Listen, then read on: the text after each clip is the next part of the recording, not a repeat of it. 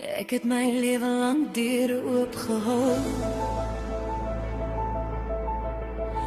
vir harte wat bang was om raak gesien te word. Huise gebou binne in my stem, vir siele verlore tussen hulle eie seer kry en woed. Miskien was dit my vloek om so diep lief te hê, terwyl ek staar self verdwyn. Ek het geleer hoe stil te klink, daai pyn wat niemand anders hoor. Elke breuk agter 'n glimlach, elke hart wat ook verloor. Ek kon nie krake in mense voel, nog voor hulle iets gesê, te word ek die vaste hand wat ek self nodig gehad het. Ek het my warmte weggegee, stukkie vir stukkie, tot het seer maak, die donker van ander mense gedra met, sodat hulle weer kon opstaan. Maar elke keer as ek liefde soek, elke keer as ek my hart oopmaak, vind verwerping my eerste, en los dit nog 'n merk wat raak. Nou staan ek tussen 1000 mense, maar voel soos niemand daar, soos 'n skare in 'n vol vertrek, met nêrens wat nog soos huis voel klaar. Ek was hier wat altyd bly, wanneer die wêreld weg sou draai, die hande wat gebroke harte dra, terwyl my eie stade breek van binne uit. Ek het my siel vir almal gegee, tot daar niks meer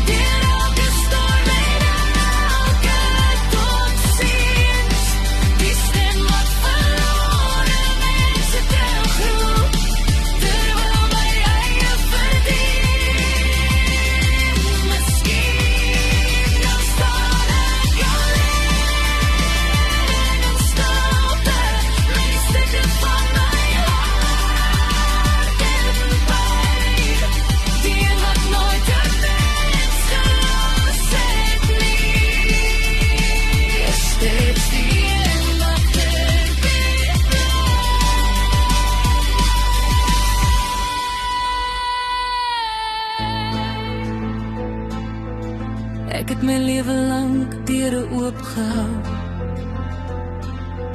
En dalk, net dalk, gewag dat iemand een vir my ook oopmaak.